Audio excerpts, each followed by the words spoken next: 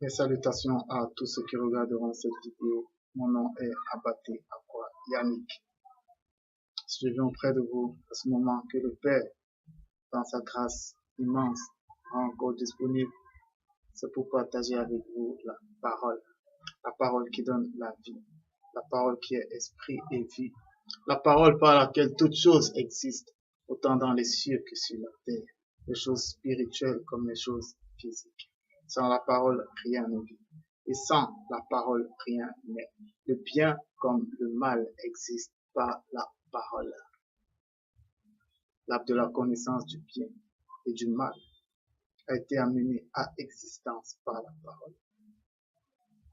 Cette parole s'est faite chair et elle a habité au milieu de nous pour nous permettre de connaître le Père, nous permettre de connaître le salut que le Père nous accorde. Parce que le salut n'est qu'en la parole. Cette parole, elle s'est faite chair et elle a été ointe par Dieu pour amener les hommes au salut. Et cette parole a eu un nom par lequel nous héritons du salut. Sans Jésus, loin de Dieu, la parole faite chair, il n'y a de salut. Sans lui, il n'y a aucun salut. Et le salut ne se trouve qu'en lui. Parce que seul en lui se trouve la grâce de Dieu. Rien d'autre ne mérite d'être prêché que la grâce. C'est pourquoi Paul, s'adressant déjà aux Hébreux, disait que nous n'allons pas revenir sur les doctrines des baptêmes, sur l'imposition des mains, sur le renoncement aux œuvres mortes. Quand on parle de renoncement aux œuvres mortes, ça veut dire abandonner le mensonge, abandonner la fornication, l'adultère. Nous ne reviendrons pas sur ça. Tout ce que nous avons à vous prêcher, c'est la grâce de Dieu. Et lorsque vous vivez dans la grâce, vous avez tout gagné. Le reste suit.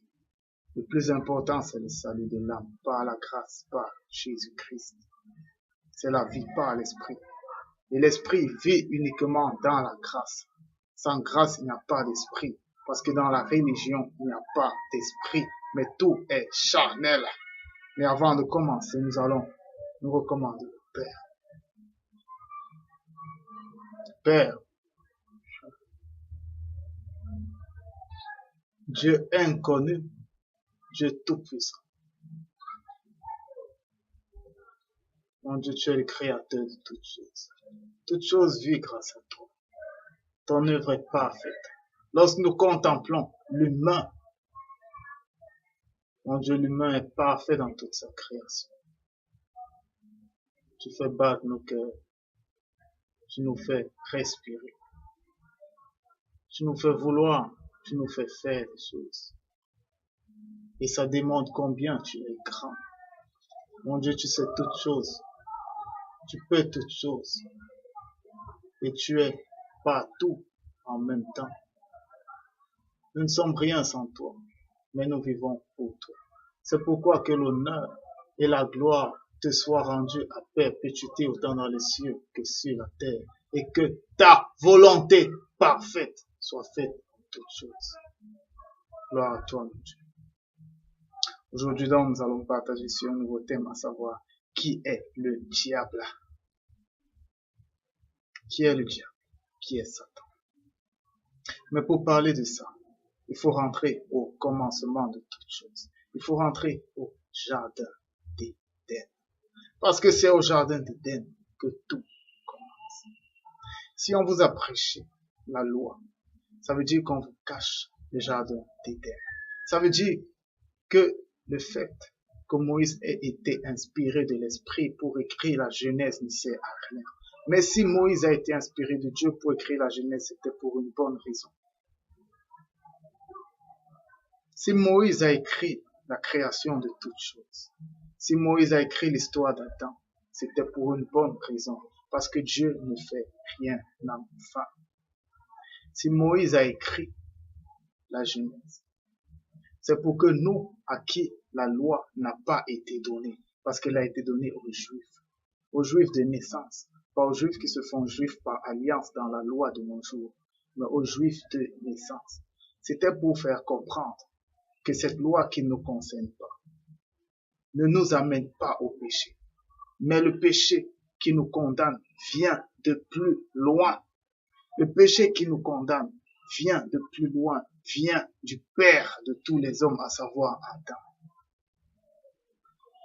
Et quel était ce péché? Voilà où tout commence. Lorsqu'Adam est créé, en même temps que le Léviathan, le dragon, le serpent ancien. Lorsqu'on vous parle de serpent, c'est un serpent ailé. C'est pourquoi il est en même temps serpent et dragon. Parce que le dragon, c'est un serpent ailé. Le Léviathan est un monstre marin. Il a été créé en même temps, pendant les 6 jours de la création. Il a été créé. C'est un monstre marin. Il était impétueux. Il n'obéissait à personne. Et c'était pour une bonne raison. Mais le Léviathan, lorsqu'il est créé, il n'est pas le diable.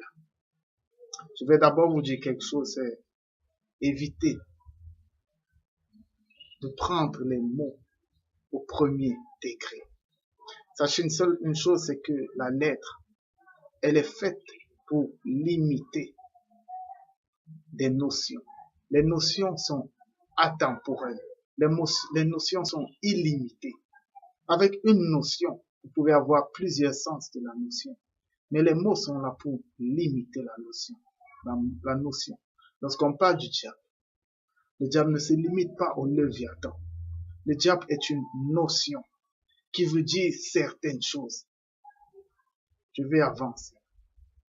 Au commencement, le Léviathan était un monstre marin. Il n'avait rien du diable. Le serpent ancien, le grand dragon, était un monstre marin. Mais maintenant, lorsqu'Adam est formé au 6e jour, lorsque Dieu le crée, Dieu le forme. Maintenant, Dieu le met au jardin d'Éden. Et dans ce jardin, Dieu fait croître des arbres. Ces arbres, ce sont des entités spirituelles, ce ne sont pas des arbres physiques. Parce que le jardin d'Éden est spirituel. Alors Adam se trouve là. Il est écrit que Dieu l'a mis là-bas pour le cultiver et pour le protéger. C'est pas Adam qui venait cultiver le jardin d'Éden. Adam ne pouvait pas cultiver des entités spirituelles, ni les protéger. Mais l'homme a toujours été protégé d'anges. L'homme a toujours été protégé d'entités spirituelles. Adam était là-bas pour être cultivé et pour être protégé. Adam se retrouve donc là-bas. Le 6e jour, le même 6e jour, avant la création d'Ève, Dieu crée les animaux. Et il envoie ces animaux vers Adam pour que Adam les nomme. Et parmi tous ces animaux, c'est tous les animaux qui vont vers Adam. Parmi les animaux se trouve le Léviathan, le monstre marin, parce que lui également il méritait d'avoir un nom. Mais maintenant, ce monstre marin, il était orgueilleux.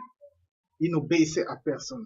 Si vous voyez la description du Léviathan, Ésaïe décrit le Léviathan à certains moments, Job aussi décrit le Léviathan.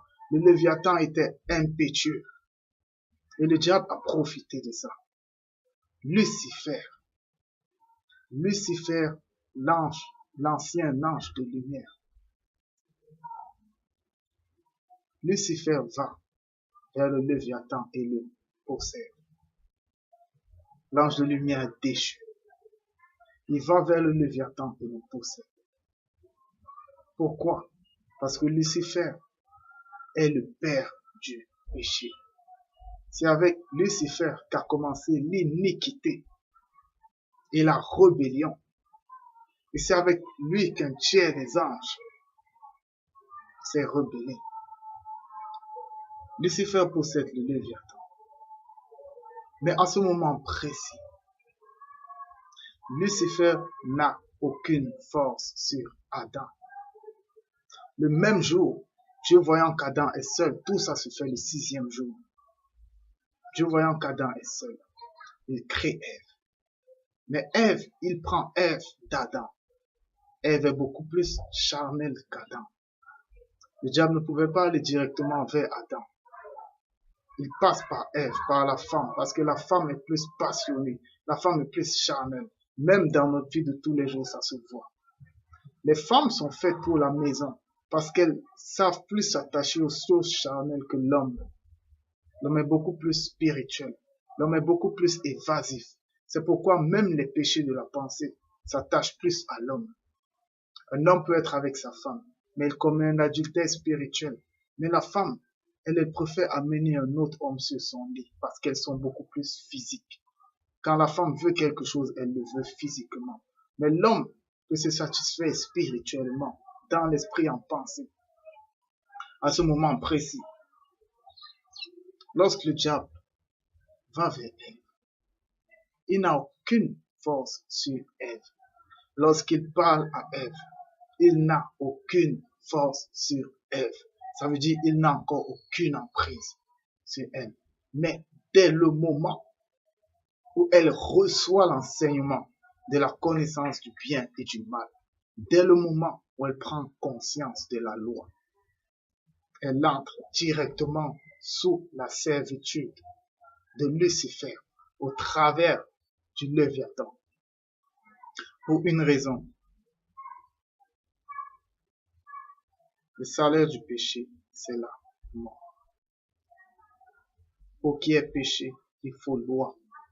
Parce que pour qu'il y ait péché, il faut qu'une loi soit transgressée. Et la loi réside dans la connaissance du bien et du mal.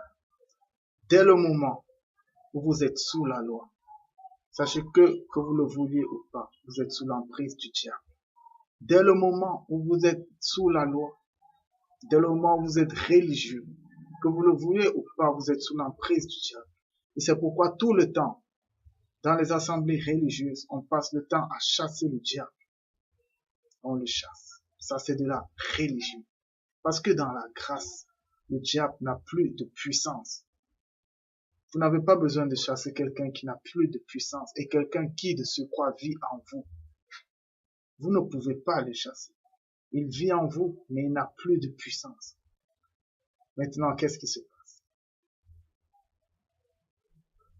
Adam, en connaissant, en embrassant la loi, se trouve sous la servitude du Léviathan. Léviathan lui-même possédé par Lucifer. Et à partir de ce moment, le Léviathan devient le serpent ancien. Il devient le diable et Satan, le grand dragon. Mais qu'est-ce qui se cache derrière cela? Le Léviathan de prime abord n'était qu'un animal, un monstre marin. Mais il a fait quelque chose. Possédé par Lucifer, il a poussé Adam, il a poussé Ève vers quelque chose. Parce qu'il savait que derrière cette chose-là, nos pères, nos ancêtres de la jeunesse deviendraient ses esclaves. Il a poussé Adam et Ève vers la connaissance du bien et du mal. Parce qu'il savait que dès qu'il les a menés là-bas, ils allaient s'éloigner de Dieu. Parce que la connaissance du bien et du mal, la loi appartient à Dieu. C'est pourquoi Paul disait que la loi est sainte et la loi est pure. Aucun homme n'est saint.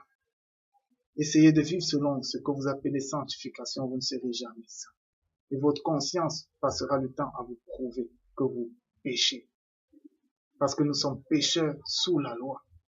Mais sous la grâce, nous sommes saints, non de nous-mêmes, mais parce que Jésus, qui habite en nous et qui nous fait grâce et sanctification de Dieu. Le Léviathan a fait quelque chose. Rentrons dans la jeunesse. Le Léviathan a poussé Adam et Ève vers la loi. Tous ceux qui vous poussent vers la loi, sachez qu'ils sont le diable et Satan. Le diable et Satan n'est pas un être particulier, mais c'est une notion. Tous ceux qui vous poussent vers la loi sont le diable et Satan. De plus, le diable et Satan est un accusateur. Et je vais vous dire pourquoi. Pour accuser, il faut connaître ce qui est bien et ce qui est mal. Pour condamner, il faut connaître ce qui est bien et ce qui est mal. Qu'est-ce que ça veut dire? Dieu ne partage sa gloire avec personne. Le seul à juger, c'est Dieu. Aucun ange ne juge. Qu'est-ce que ça veut dire? Ça veut dire que la loi qui donne le pouvoir de juger n'appartient qu'à Dieu. La loi qui donne le pouvoir de juger n'appartient qu'à Dieu. Les anges sont au service de Dieu, mais ils n'ont aucun pouvoir de juger. Le premier, et s'il y a une rébellion, ça veut dire qu'il y a un ange qui s'est dit qu'il avait un pouvoir de juger et d'accuser. C'est pourquoi on dit du diable qu'il est l'accusateur. Les anges ont dit, il est l'accusateur de nos frères. L'accusateur. Il nous accusait jour et nuit. Pour accuser, il faut connaître la loi. Le premier à avoir eu la connaissance du bien et du mal, c'est Lucifer. Et c'est ça qui l'a dérouté. Parce qu'à chaque fois que vous irez vers la loi, vous vous ferez semblable à Dieu. Mais Dieu ne partage sa gloire avec personne, avec aucun ange, avec aucun homme. Si vous voulez vivre dans le spirituel, vous ne devez pas connaître le bien et le mal. Vous devez vous laisser conduire par l'esprit. Et l'esprit parle dans le cœur. L'esprit ne parle pas dans l'apparence ni dans les réalités. La vérité de l'esprit se révèle dans le cœur, par les sentiments. Voilà donc qui est le diable. Le diable, c'est celui qui vous pousse vers la loi. Et si vous êtes dans la loi, eh bien, sachez que vous devenez vous-même. Si vous êtes dans la loi et que votre cœur prend plaisir à la loi, vous devenez vous-même diable et Satan. Diable et Satan, c'est une notion. C'est pas une personne. Nous tous, en tant qu'humains, nous avons le diable en nous. Qu'est-ce que ça veut dire? Quand nous naissons, cette loi que Adam nous a transmise et dans laquelle se trouve le péché et la mort, nous tous, nous l'avons en nous. Il est écrit que Dieu a renfermé le péché dans notre chair. Nous tous, au travers de la loi, de la connaissance du bien et du mal que nous avons en nous, nous sommes quelque part Satan. Cet enseignement n'est pas fait pour ceux qui ne conçoivent pas, pour ceux qui ne comprennent pas.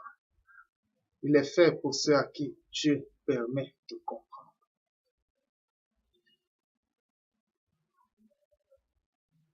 La connaissance du bien et du mal, la loi, elle est bonne sur terre. Elle vous permet de vivre heureux, de prolonger vos jours. Si vous ne mentez pas, si vous ne volez pas, si vous ne tuez pas, vous serez à l'aise avec votre prochain et vous allez vivre longtemps. Honore ton père et ta mère et tu vivras longtemps sur cette terre. La loi est bonne pour la terre. Mais dans le spirituel, on ne connaît pas. Dans le spirituel, on doit être aveugle et se laisser diriger par Dieu. Par l'esprit, c'est ça la foi. C'est ça la foi. Mais à chaque fois que vous vivrez par l'esprit, il y a quelque chose en vous qui vous rappellera que l'œuvre que vous êtes en train de faire est soit bonne, soit mauvaise. Et ça, c'est la loi. Et dans ça se trouve le diable et Satan. La loi qui est en nous est le diable et Satan. Je vais essayer d'expliquer ce que je dis. Vous pouvez vous retrouver dans une situation. Les hommes vous qualifieront de menteurs. Mais ce sera l'œuvre de l'esprit.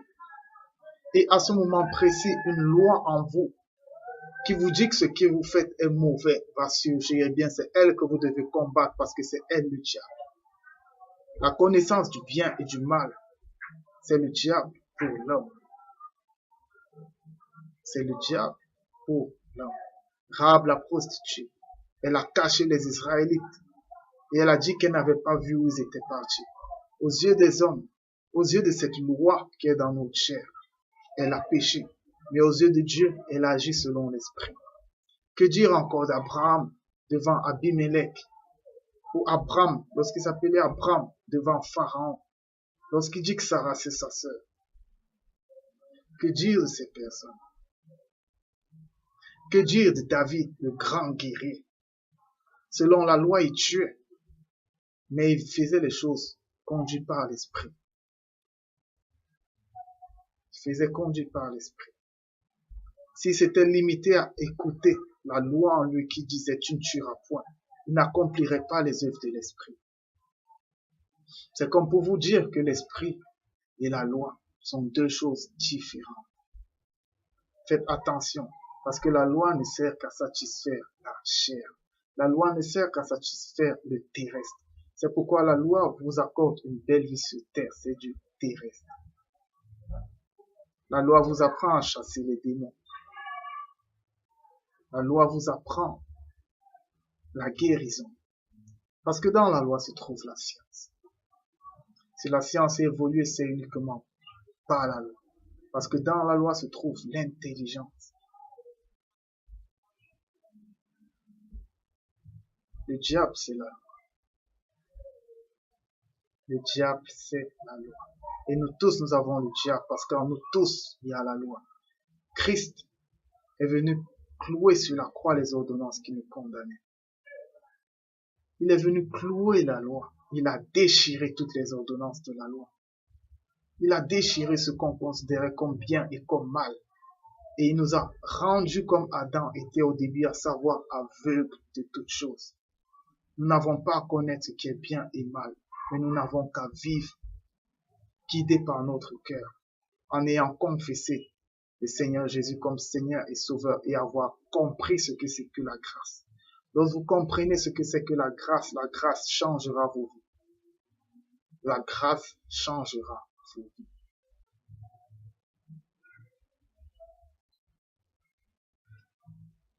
Aujourd'hui, les gens se sont mis à connaître ce qui est juste. Mais je vais vous dire quelque chose. Aucun homme ne connaît la justice de Dieu. L'homme a sa justice à lui. Dans la lettre, dans la loi, il a trouvé sa justice. Mais on ne peut pas juger comme Dieu. Nous ne sommes pas Dieu. Et c'est pourquoi le prophète disait déjà, malheur à celui qui appelle le mal bien et qui fait du bien le mal. Qu'est-ce que ça veut dire? Il y a une malédiction. C'est ceux qui disent que ce qui est mal est bien et que ce qui est bien est mal. Mais alors, l'homme n'a aucun discernement. L'homme ne peut pas discerner ce qui est bien. L'homme ne peut pas discerner ce qui est mal parce que ça n'appartient qu'à Dieu. Vous pouvez croire qu'en donnant de l'argent à quelqu'un, vous faites du bien. Mais cette même personne après prend cet argent pour aller acheter de la drogue ou bien pour aller chez une fille de joie. Et votre bien se transforme en mal. Faites très attention. Vous pouvez prendre votre argent, vous donner à vos pasteurs, à vos prophètes, à vos apôtres. Et au lieu que ces dîmes ou ces offrandes servent à Dieu, il les détourne et ça sert à sa richesse personnelle. Votre bien est devenu mal. Pour vous, c'est le bien. Et vous condamnez ceux qui ne font pas comme vous.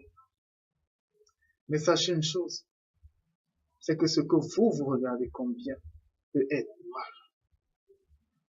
Et ce que vous voyez faire mal, ce qu'ils font peut être bien. Si on se retrouvait à l'époque de Jésus, beaucoup de nous le condamneraient parce qu'il était avec les gens de mauvaise vie. Il mangeait, il buvait. Beaucoup le condamneraient. Si on était avec Rahab, la prostituée, beaucoup la condamneraient à ce moment précis. Mais ce qu'elle faisait glorifiait Dieu. Raison pour laquelle ce n'est pas à nous de connaître ce qui est bien et mal. Au moment où vous vous mettez à connaître ce qui est bien et mal, il y a un malheur qui se trouve sur vous. Parce que nous, les hommes, nous ne connaîtrons jamais ce qui est bien comme ce qui est mal. Nous n'aurons jamais la pensée de Dieu. C'est pourquoi il est écrit que les desseins de Dieu et les pensées des hommes sont comme la distance entre le ciel et la terre. Ça veut dire que nous sommes éloignés de la pensée de Dieu. Et si vous êtes éloignés de la pensée de Dieu, ne faisons pas, ne prenons pas ce risque de penser qu'on pense comme lui. Parce que c'est une malédiction qui tombe sur nous. Et ça revient sur le blasphème du Saint-Esprit. Aucun homme ne sait où le Saint-Esprit agit.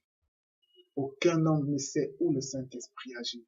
Et lorsque vous attribuez quelque chose, parce que vous voyez selon l'apparence, vous voyez selon votre chair et votre loi, vous allez attribuer quelque chose que l'Esprit est en train de faire au diable. Vous allez dire, oh, il fait mal, alors que c'est l'Esprit qui travaille. Vous n'êtes pas loin du blasphème contre l'Esprit. Parce que vous vous êtes dit que vous pouviez discerner. Vous vous êtes fait égal à Dieu. Sachez une chose, c'est que l'homme est aveugle. L'homme que Dieu aime est aveugle. Il ne discerne de rien.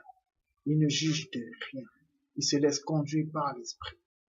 Maintenant, sur terre, il peut lui arriver de conseiller les gens. Parce que ça, c'est notre vie physique. Donnez toujours à Dieu ce qui est à Dieu et à César ce qui est à César. Sur la terre, je vais toujours dire aux gens, ne volez pas. Parce que si tu voles, on peut te prendre et on te met dans une roue, on te brûle. Si tu vas avec plusieurs femmes, tu pourras attraper des maladies. Ça te fera dépenser. Je vais toujours conseiller. Parce que la loi, elle est bonne sur terre. Elle fait vivre longtemps.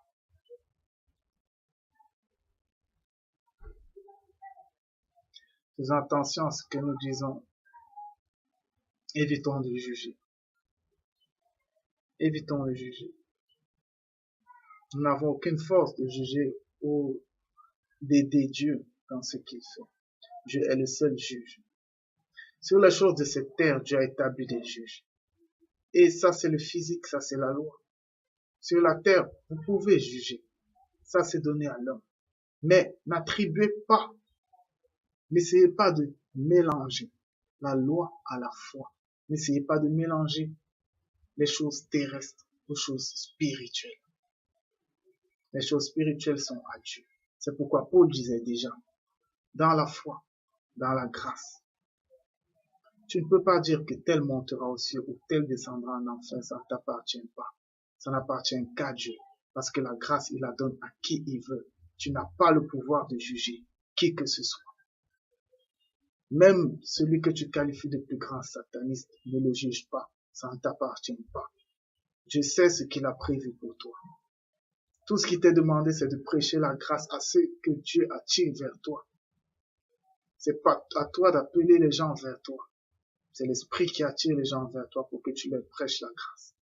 Si tu te mets à appeler les gens vers toi, sache que tu commenceras à charneliser tes enseignements. Ce ne sera plus l'Esprit.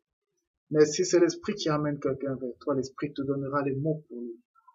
C'est pourquoi les rassemblements sont dangereux. Faites attention. Faites attention aux églises. Parce qu'il y a de fortes chances que ça devienne charnel. Lorsque vous mettez à appeler les gens, c'est vous qui les appelez, ce n'est plus l'Esprit qui les appelle. Vos campagnes d'évangélisation pour remplir vos églises, c'est vous qui les remplissez, ce n'est pas l'Esprit. Lorsque l'Esprit agit, il agit toujours spontanément. Et ce que vous dites est spontané. On ne travaille pas les enseignements. Les enseignements sont inspirés de l'Esprit. De nos jours, nous n'avons rien compris. Tout ce qui nous est demandé, c'est de prêcher la grâce. Le reste ne nous concerne pas. Lorsque Christ parle de bonnes nouvelles, la grâce c'est tout. Prêcher la bonne nouvelle. La bonne nouvelle rend joyeux. La bonne nouvelle ne rend pas triste. La nouvelle d'aujourd'hui est focalisée sur la puissance du diable. On passe le temps à chasser le diable. On passe le temps à dire que le diable détruit les vies. C'est triste. C'est triste et c'est anxieux. Ça garde les gens dans la crainte, dans la peur. C'est pas une bonne nouvelle. Vous mettez les gens dans le doute, dans la crainte, dans la peur. Si vous prêchez le péché aux gens, si vous prêchez le doute aux gens, si vous prêchez le diable aux gens, vous gardez les gens dans la crainte. Parce que où il y a péché, il y a mort. Christ, l'agneau de Dieu, est venu pour ôter le péché. Heureux celui à qui Dieu n'impute plus son péché. Qu'est-ce que ça veut dire?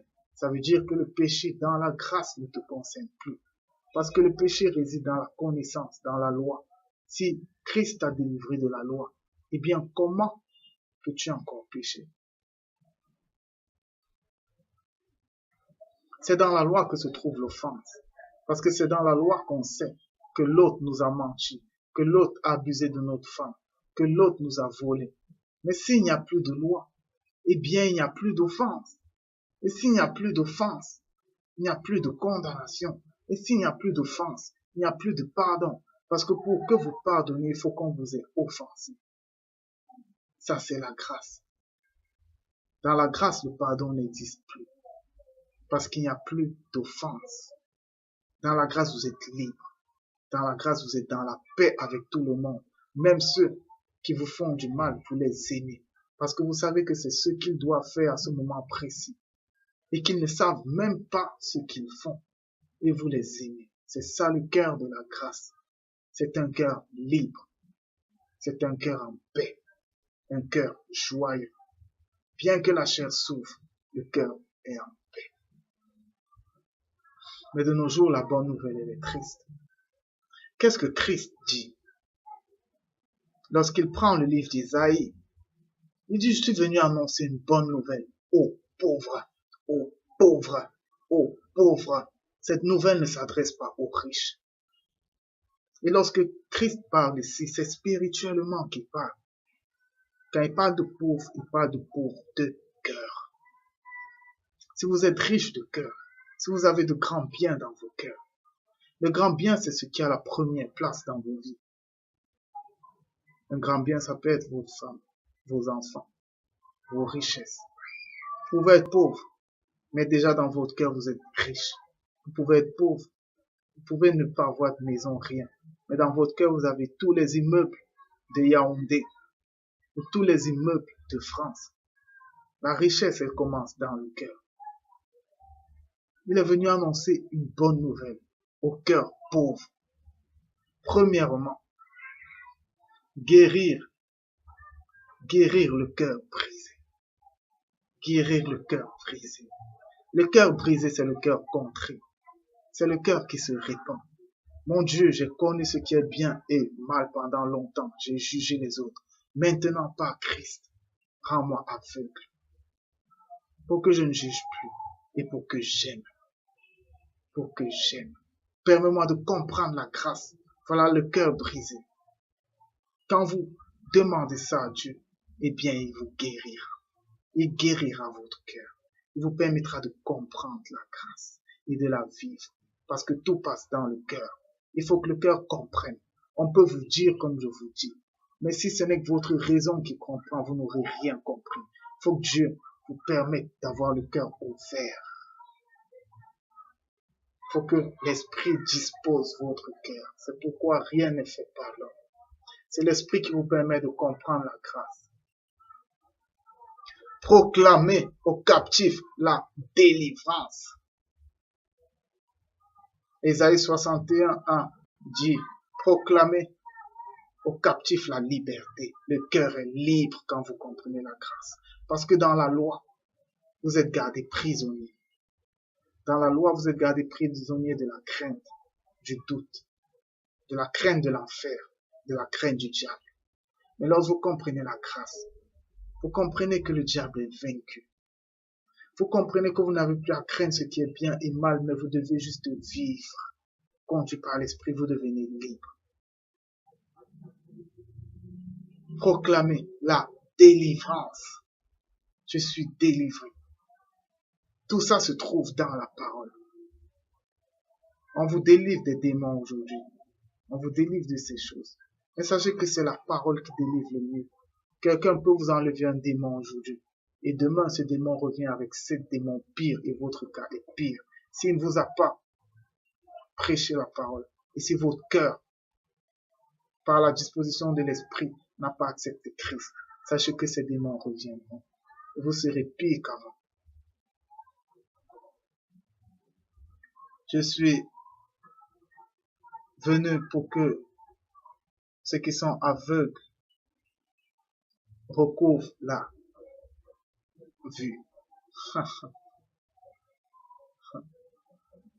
Ceux qui sont aveugles recouvrent la vue. Dans la loi, nous sommes voilés. Dans la loi, nous ne voyons rien. Alors Christ vient, il déchire le voile. Et maintenant, on voit la grâce. Sachez que lorsque vous recevez la grâce, les choses deviennent différentes. Vous voyez les choses différemment. Et c'est votre regard qui change le monde. Sachez que le monde ne connaît pas la loi. Le monde n'a jamais mangé de l'arbre de la connaissance du bien et du mal. Non. Il n'y a que l'homme et les anges déchus qui ont mangé à cela. Comme pour vous dire que c'est l'homme qui donne la vie au monde de par ce que son cœur a. Si le diable est fort, c'est parce que vous avez laissé la loi prendre le dessus sous la grâce. Lorsque vous comprenez la grâce, lorsque le diable est vaincu dans votre cœur par Christ, eh bien ce que vous commencez à donner au monde, c'est de l'amour. Et vous changez le monde. Sachez que s'il y avait plusieurs disciples de Christ, parce que moi je ne suis pas chrétien, s'il y avait plusieurs disciples de Christ vivant par la grâce, ce monde ne serait pas ce qu'il est.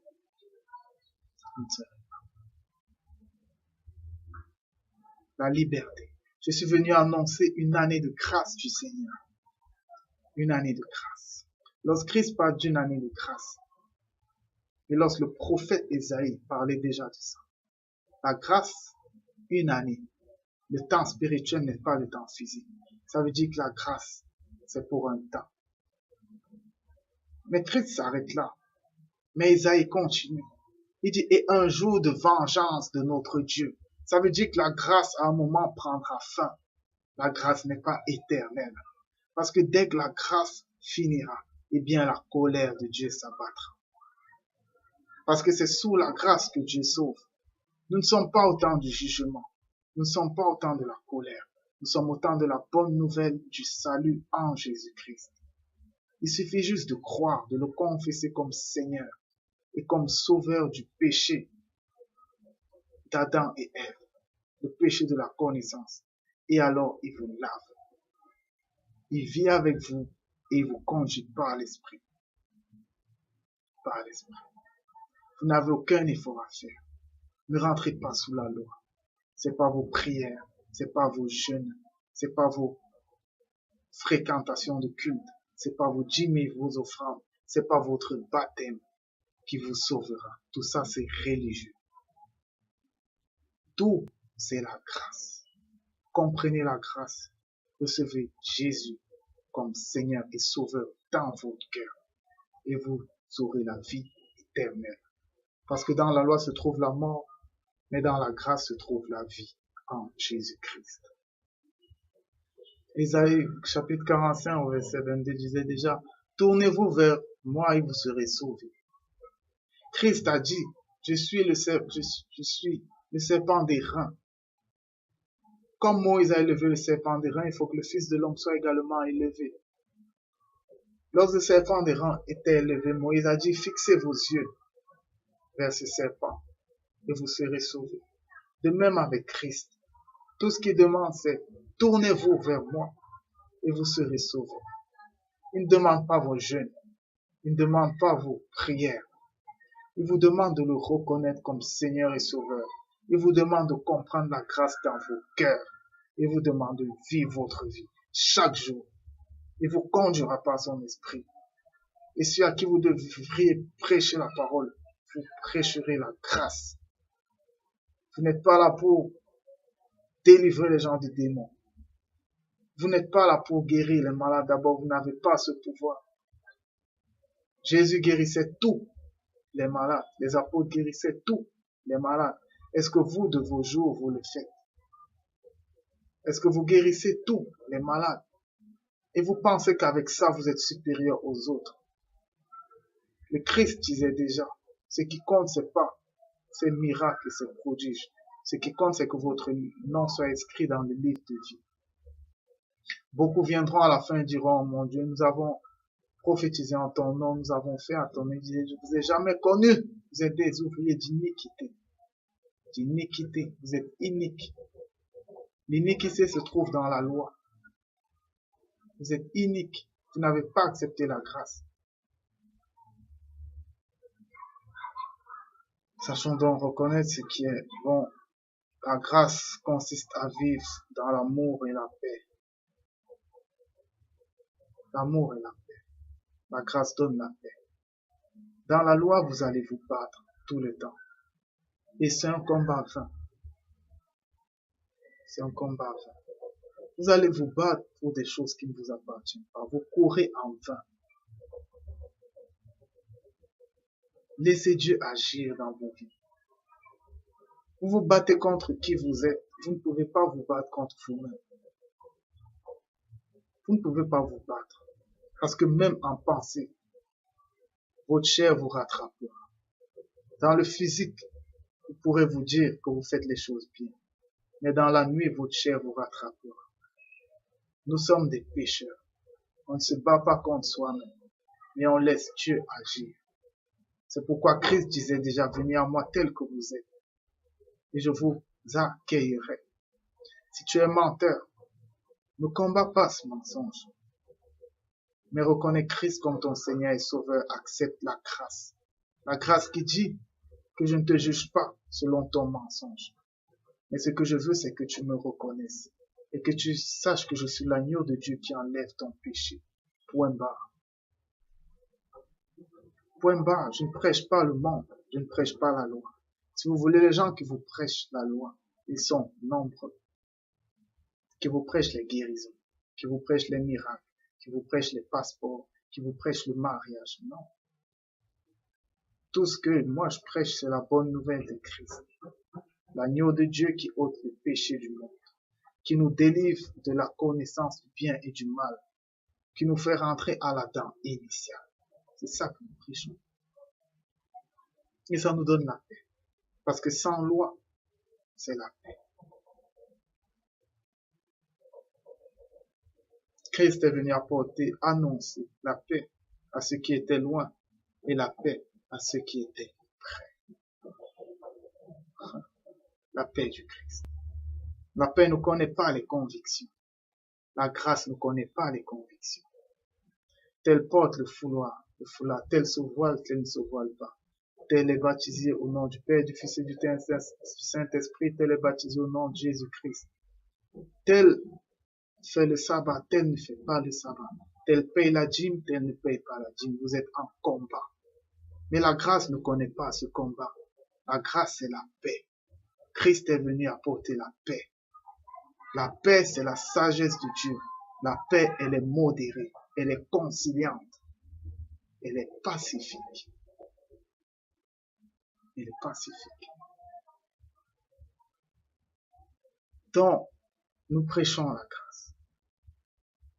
Ceux qui cherchent les miracles, qu'ils aillent chez les Juifs. D'abord, Paul disait déjà, les Juifs recherchent les miracles. Allez chez les Juifs. Entrez davantage dans la loi et dans la voie de la loi que la Bible a prévue pour vous. Parce qu'il y a des versets pour la loi et il y a des versets pour la grâce. Allez-y. Mais ne nous demandez pas à nous de vous apprendre comment vos églises doivent fonctionner. Je ne connais rien à ça. Tout ce que je prêche, c'est la grâce. Et si vous acceptez la grâce, si vous reconnaissez le Christ, non de la loi, mais de la grâce, et qu'il habite dans vos vies, qui vous permet de comprendre ce qu'il a fait dans vos vies, eh bien, le reste, c'est l'esprit qui s'en charge. C'est pas un homme. Avec qui vous devez être, avec qui vous devez persévérer, avec qui vous devez prier, si vous devez prier, si vous devez jeûner, si vous devez faire quoi que ce soit, c'est l'esprit qui vous dira. c'est pas un homme. Si je vous mets à vous dire des choses, si je me mets à vous dire des choses, sachez que j'essaye de prendre ce que l'Esprit a fait avec moi et vous l'imposer, vous le contraindre, même subtilement. Et ça ne me concerne pas. Tout ce que je prêche, c'est la grâce. Peut-être dans le temps, je vous ai parlé selon la loi. Et sachez qu'en tout temps, il y aura toujours ces deux voies. Même la Bible a ces deux voies. Elle vous parle de grâce et vous parle de loi. Les apôtres, même Paul, à des niveaux parlait de grâce, il parlait aussi de loi. Il dit prier sans cesse. De notre côté, il dit nous ne savons même pas comment prier. Il y a toujours ces deux voies. Mais la voie par excellence, c'est la grâce. C'est la grâce. Le secret,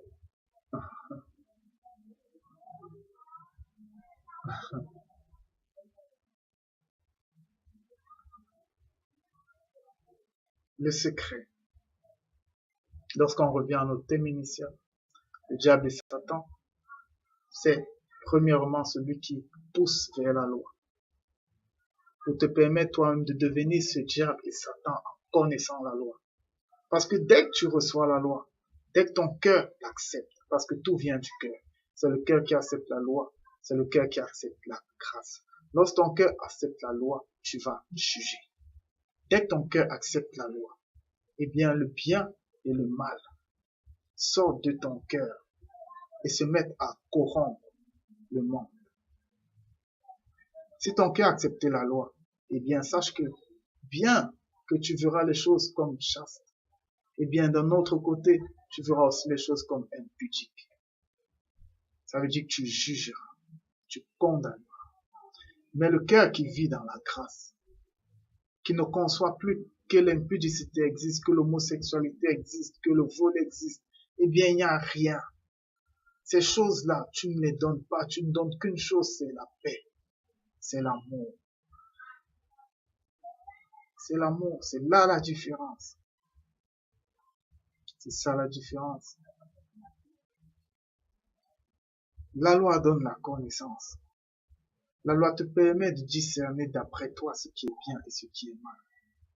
La loi te permet de te projeter. De te projeter. La loi, de par cette intelligence que tu as, te permet d'apprécier les réalités. Qu'est-ce que ça veut dire?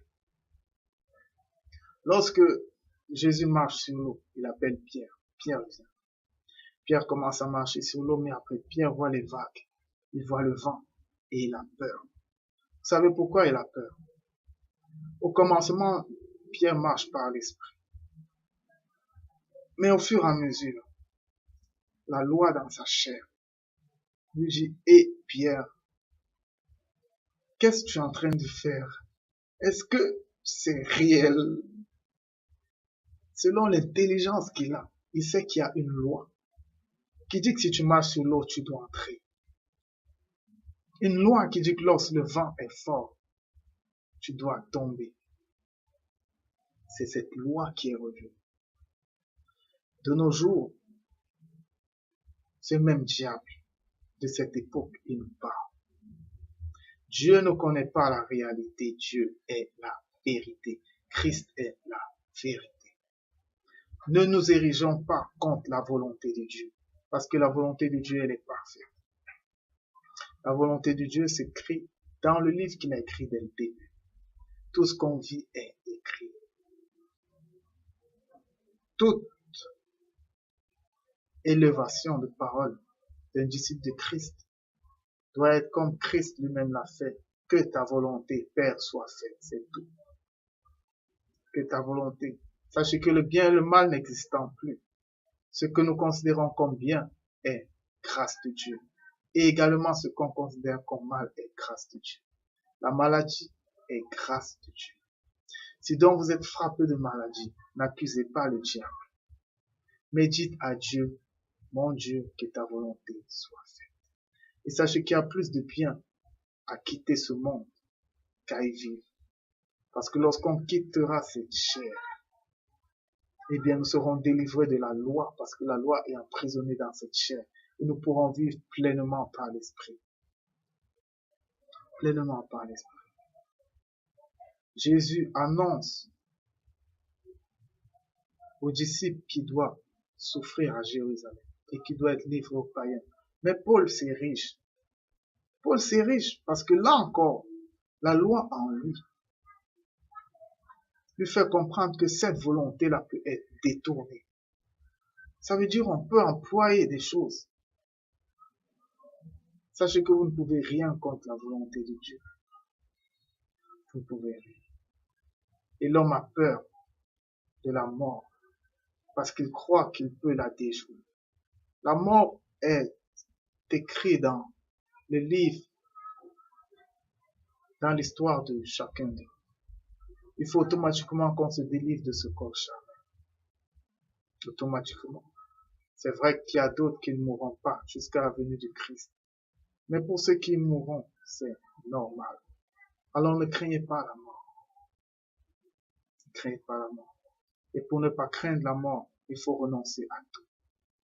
Ça veut dire vivez dans le monde, jouissez du monde. Mais sachez que vous êtes pèlerins. Vous mettez Dieu en première position dans tout ce que vous faites. Paul, lorsque Agabus, le prophète, arrive, il lui dit, il prend sa ceinture, je pense, et il dit, celui à qui appartient ceci sera lié à Jérusalem et livré aux païens. Les disciples commencent à dire, non, Paul, faut pas que tu montes à Jérusalem, mais Paul leur dit que la volonté de Dieu soit faite. Qu'est-ce que vous voulez y changer? Si je tombe malade aujourd'hui, que la volonté de Dieu soit faite. Si je dois mourir, que la volonté de Dieu soit faite. Que voulez-vous y changer?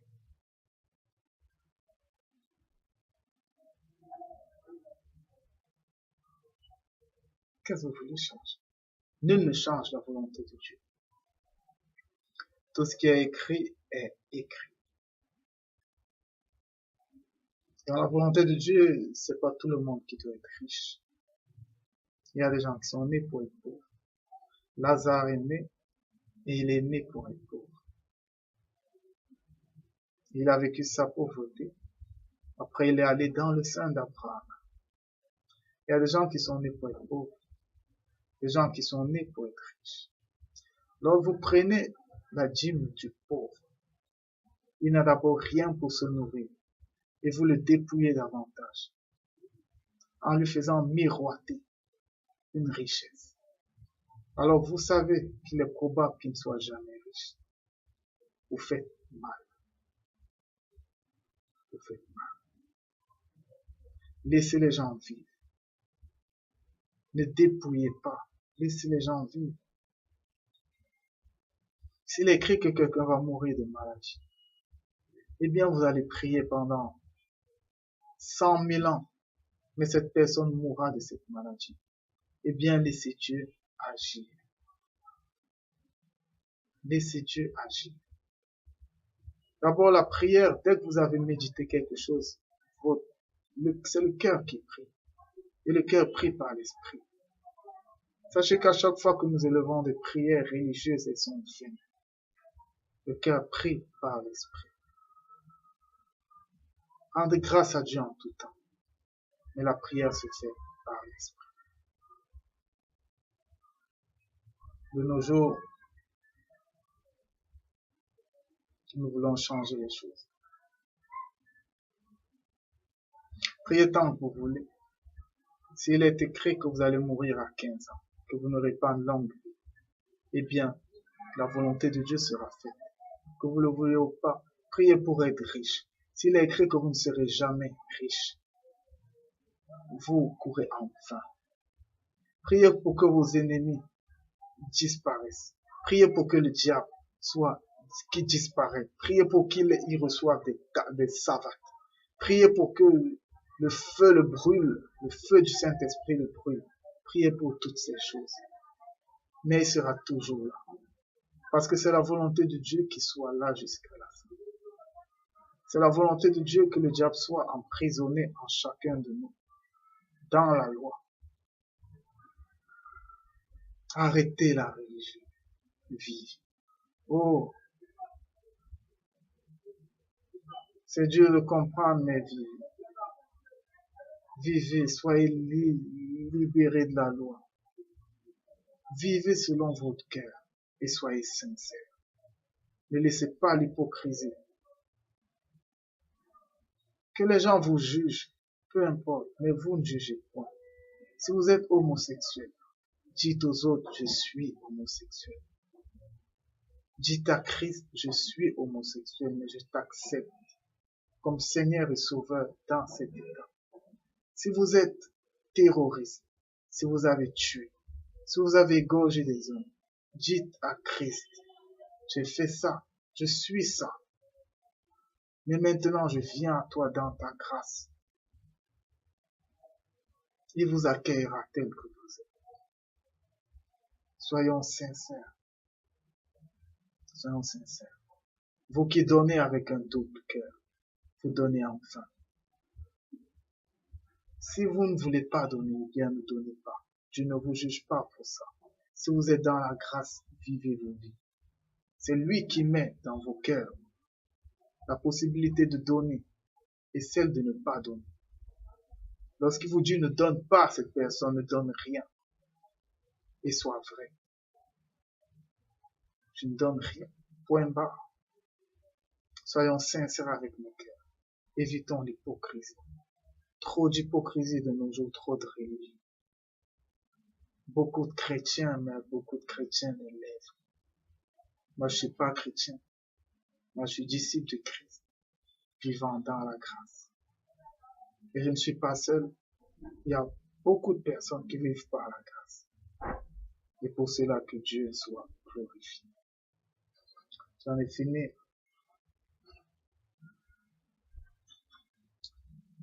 J'en ai fini avec cet enseignement. Juste un dernier mot pour la fin.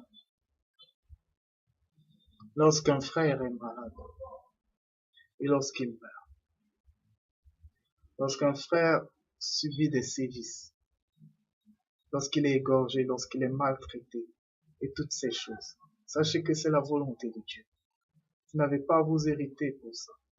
Parce que vous soyez hérité, ça ne change rien. De nos jours, les grands du monde écrasent les plus petits. Sachez que c'est la volonté de Dieu. Vous n'allez rien changer à ça. Lorsqu'on transportait l'arche de l'Alliance et que les bœufs la faisaient pencher, Isaac a tendu sa main pour toucher l'arche, il a redressé, Dieu l'a frappé. Et alors David a été hérité, mais ça n'a rien changé.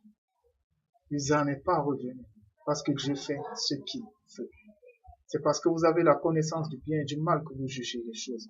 Mais toute chose est bonne. Lorsque vous êtes déjà enfant de Dieu, toutes choses sont bonnes pour vous. Que ce soit votre mort, que ce soit votre vie, que ce soit vos souffrances, que ce soit vos tribulations, toutes choses sont bonnes. Et en toutes choses, on rend grâce à Dieu. J'en ai terminé. Embrassons la parole. Pleurons devant la grandeur de Dieu. Et rendons-lui grâce en toutes choses. Parce qu'il est le Dieu de toutes choses. Omnipotent, omniscient, omniprésent. Il est au-delà de notre connaissance. Mais il nous aime par la grâce, par Jésus-Christ. Shalom.